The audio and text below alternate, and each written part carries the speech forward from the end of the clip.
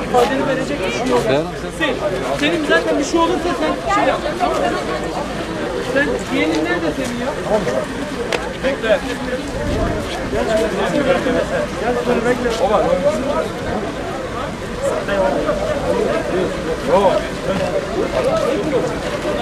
Sen birini bırak.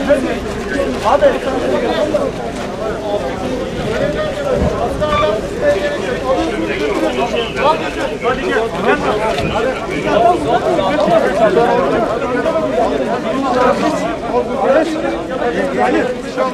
Hadi gel.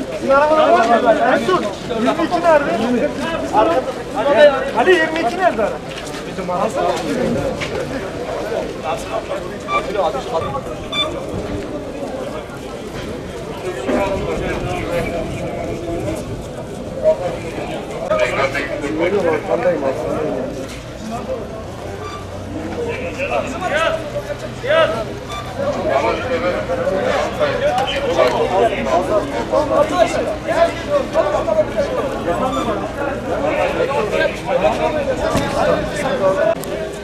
Gel bir kişi daha gönder. Gönder. Alamam. Gönder. Arkadaşlar boş arabaya bindirin, gönderin. Şikayetçi değilsin, ifadesini şikayetçi değilim. Şikayetçi değilim. Bakma buradayım. Bakın orada şu anki hava konuslar oluyor. Devlet yönetimiyle anlaşıldı.